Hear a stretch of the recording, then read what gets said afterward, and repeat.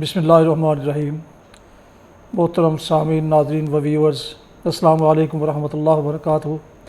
امید ہے آپ اللہ تعالیٰ کے فضل و کرم سے خیریت سے ہوں گے۔ اللہ تعالیٰ آپ کو، آپ کے اہل خانہ کو، آپ سب کو ہمیشہ اپنے حفظ و امان میں رکھے، آمین۔ راہ ہدایت و نجات کے سلسلے کا ولاگ القرآن و حدیث پیش کرنے جا رہا ہوں۔ شروع کرنے سے پہلے گزارش ہے کہ اگر آپ نے ابھی تک میرے یوٹیوب چینل کو سبسکرائب نہیں کیا تو اب سبسکرائب کر کے بیل آئیکن کو پریس کرنا بھولیے گا، تاکہ آنے والے ایسے روحانی اور قرآنی ولاگز جو سراسر باعث خیر، باعث برکت اور باعث ثواب ہیں وہ آپ تک باقاعدہ اور بروقت پہنچتے رہیں۔ شروع کرتے ہیں القرآن و حدیث۔ اعوذ باللہ من الشیطان الرجیم، بسم اللہ الرحمن الرحیم۔ وَقَطَّعْنَاهُ مُثْنَتَيْ عَشْرَةَ أَسْبَاطٍ أُمَمًا وَأَوْحَيْنَا إِلَىٰ مُوسَىٰ إِذِ اسْتَسْقَاهُ قَوْمُهُ أَنِ اضْرِب بِّعَصَاكَ الْحَجَرَ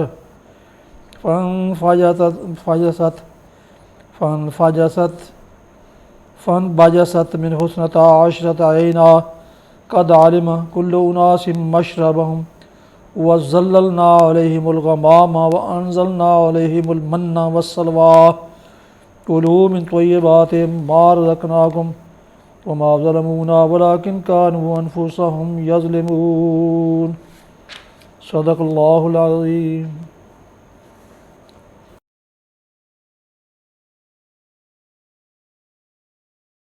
سورہ الاعراف کی آیت مبارکہ 160 کی تلاوت سماعت فرمائی آپ نے۔ اس کا اردو ترجمہ پیش کرتا ہوں۔ وَقَطَّعْنَاهُ مُثْنَتَيْ عَشْرَةَ أَسْبَاطٍ أُمَمًا، اور ہم نے اس قوم کو 12 گھرانوں میں تقسیم کر کے انہیں مستقل گروہوں کی شکل دے دی تھی۔ اور جب موسیٰ سے اس کی قوم نے پانی مانگا تو ہم نے اشارہ کیا کہ فلاں چٹان پر اپنی لاٹھی مارو، چنانچہ اس چٹان سے یکا یک 12 چشمے پھوٹ نکلے، اور ہر گروہ نے اپنے پانی لینے کی جگہ متعین کر لی۔ ہم نے ان پر بادل کا سایہ کیا اور ان پر من و سلوہ اتارا۔ کھاؤ وہ پاک چیزیں جو ہم نے تم کو بخشی ہیں، مگر اس کے بعد انہوں نے جو کچھ کیا تو ہم پر ظلم نہیں کیا بلکہ اپنے ہی اوپر ظلم کرتے رہے۔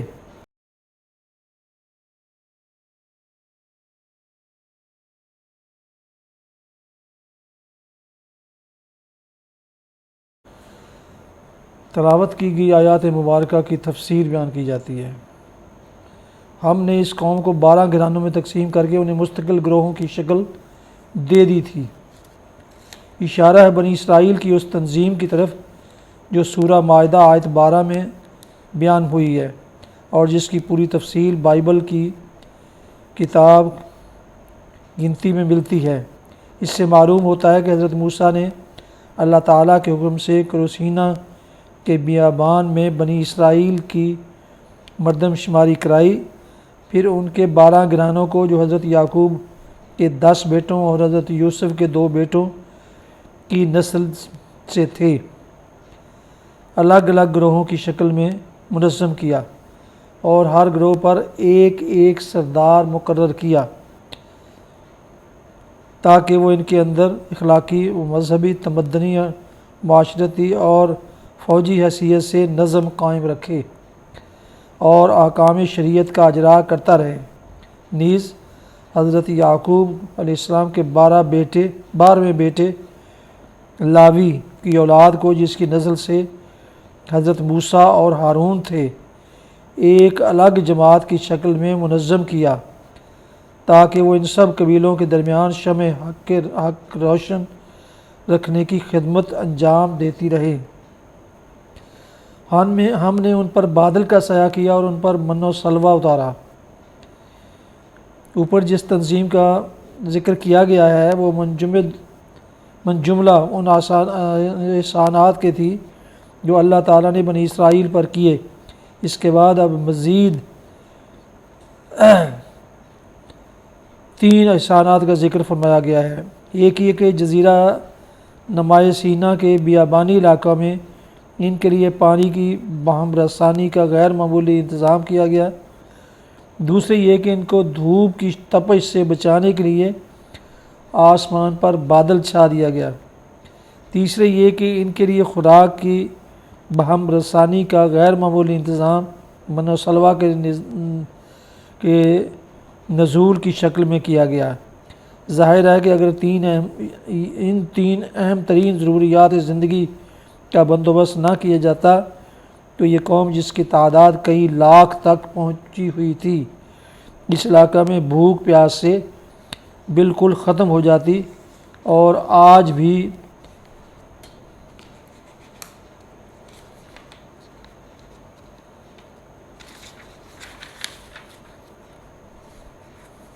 کوئی شخص وہاں جائے تو دیکھ کر حیران رہ جائے گا کہ اگر یہاں 15-20 لاکھ آدمیوں کا ایک عظیم الشان قافلہ یکا یک آ ٹھہرے تو اس کے لیے پانی، خوراک اور سائے کا آخر کیا انتظام ہو سکتا ہے۔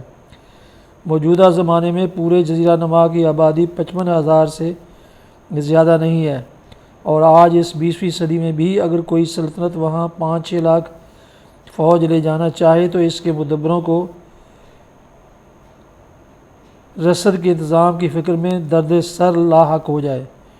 یہی وجہ ہے کہ موجودہ زمانہ کے بہت سے محققین نے جو نہ کتاب کو مانتے ہیں اور نہ معجزات کو تسلیم کرتے ہیں، یہ ماننے سے انکار کر دیا ہے کہ بنی اسرائیل جزیرہ نمائے سینا کے اس حصہ سے گزرے ہوں گے جس کا ذکر بائبل اور قرآن میں ہوا ہے۔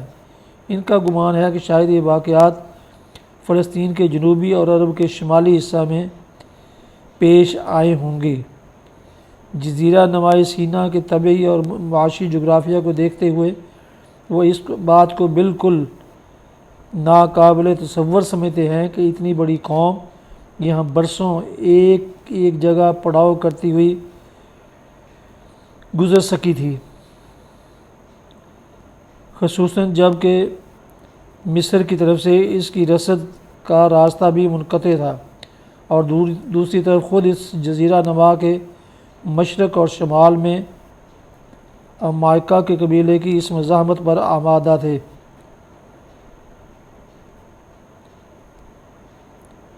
ان امور کو پیش نظر رکھنے سے صحیح طور پر اندازہ کیا جا سکتا ہے کہ ان چند مختصر آیتوں میں اللہ تعالیٰ نے بنی اسرائیل پر اپنے جن احسانات کا ذکر فرمایا ہے وہ در حقیقت کتنے بڑے احسانات تھے، اور اس کے بعد یہ کتنی بڑی احسان فراموشی تھی کہ اللہ کے فضل و کرم کی ایسی سری نشانیاں دیکھ لینے پر بھی یہ قوم مسلسل ان کی نافرمانیوں اور غداریوں کی مرتکب ہوتی رہی جن سے اس کی تاریخ پڑی ہے۔ تقابل کے لیے ملاحظہ ہوا سورہ بقرہ حواشی نمبر 72، 73 اور 76۔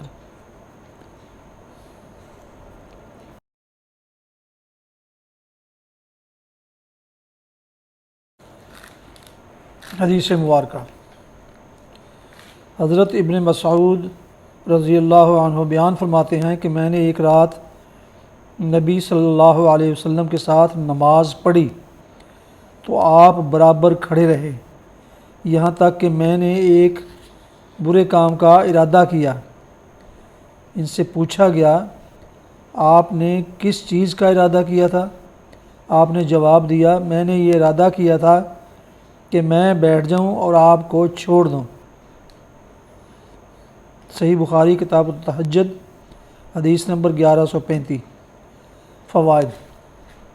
اس سے معلوم ہوا کہ رات کا قیام خوب لمبا ہو، یعنی قرأت، رکوع، قومہ، سجدہ، ہر رکن طویل اور نہایت اطمینان و سکون کے ساتھ ہو۔ نفلی نماز باجماعت جائز ہے۔ نمبر 3، زیادہ طوالت کی صورت میں بعض علماء کے نزدیک مقتدی کا امام کی اقتداء سے الگ ہونا جائز ہے، لیکن حضرت ابن مسعود رضی اللہ عنہ نے اسے برے کام سے تعبیر کیا ہے، اس لیے اس کا جواز محل نظر ہے۔ تاہم احادیث میں ائمہ حضرات کو مقتدیوں کا خیال رکھنے کی تاکید کی گئی ہے جن سے اس کا جواز نکل سکتا ہے۔ واللہ عالم۔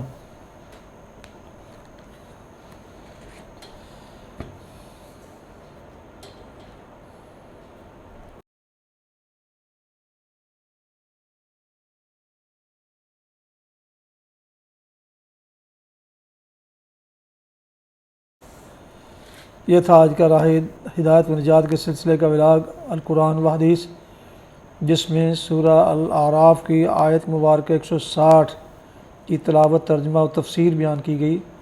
اس کے علاوہ ایک حدیث مبارکہ بھی آپ کی خدمت میں پیش کی گئی۔ آج کا ولاگ ختم کرنے سے پہلے ایک دفعہ پھر درخواست ہے کہ اگر آپ نے ابھی تک میرے یوٹیوب چینل کو سبسکرائب نہیں کیا تو سبسکرائب کر کے بیل آئیکن کو ضرور پریس کیجیے گا، اور دوستوں سے شیئر بھی اسے کیجیے گا تاکہ آنے والے ایسے روحانی اور قرآنی ولاگ جو سراسر باعث خیر، باعث برکت اور باعث ثواب ہیں، وہ نہ صرف آپ بلکہ دوستوں تک باقاعدہ اور بروقت پہنچتے رہیں۔ اللہ تعالیٰ آپ کا حامی و ناصر ہو۔ اللہ تعالیٰ آپ کو، آپ کے اہل خانہ کو ہمیشہ اپنے حفظ و امان میں رکھے، آمین۔ اپنا بہت خیال رکھیے گا۔ اپنی دعاؤں میں پاک وطن، والدین، آباء و اجداد، اعزاء و اقارب، دوست و احباب کے علاوہ اس ناچیز کو بھی اس لسٹ میں شامل فرمائیں تو انتہائی شکر گزار ہوں گا۔ ولاگ اس دعا کے ساتھ ختم کرتے ہیں کہ اللہ تعالیٰ آپ کو ہمیشہ خوش رکھے، شاد باد رکھے۔ السلام علیکم ورحمۃ اللہ وبرکاتہ۔ پاکستان زندہ باد۔ اللہ حافظ۔